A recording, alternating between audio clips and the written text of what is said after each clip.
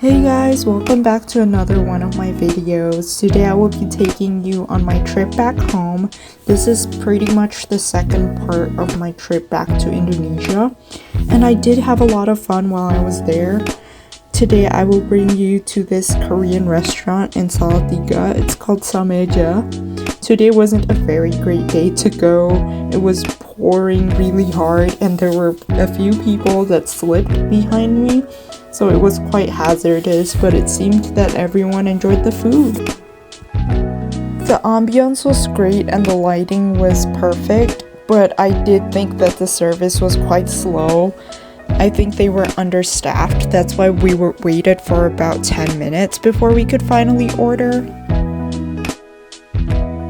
The menu looked kind of worn out, but they had a great selection of appetizers, Indonesian food, as well as bowls of food.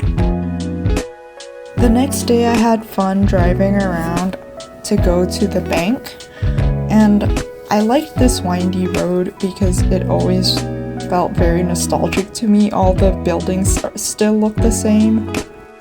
Compared to America, the roads are much smaller and there are more motorcycles driving around.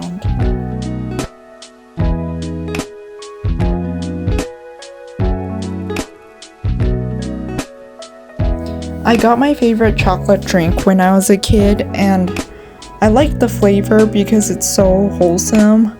You can taste the chocolate, but it's also not too sweet for chocolate milk.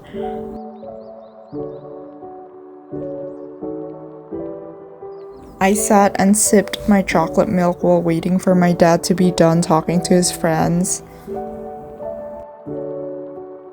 I also tried some Indonesian snacks. It seemed like they were fried peas or peanuts, but it was packaged in a small plastic bag, so it was really convenient for me to eat.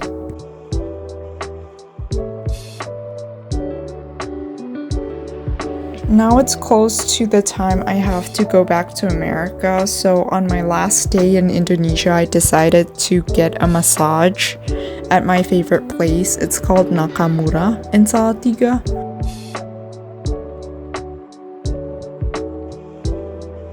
The place is super affordable, clean, and smells really nice. It smells like therapeutic oil. The place is dark, cold, and perfect for sleeping, and all the therapists are professionally trained, so they know what they're doing. This massage actually relieves your muscles, so it was really nice for me since I do play a lot of sports. I think the best part of being home was that the tipping culture does not exist. This kind of defeats the purpose of me getting a massage, but I decided to go for a workout that night since my PT came to my house.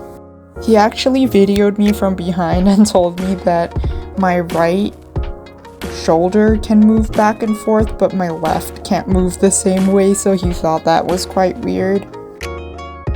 To end the day, I decided to do something relaxing by playing with my mom's rabbit. His name is Monchi and he's so cute. He likes to just lay around and look at people, and you can just pick him up and carry him whenever you want.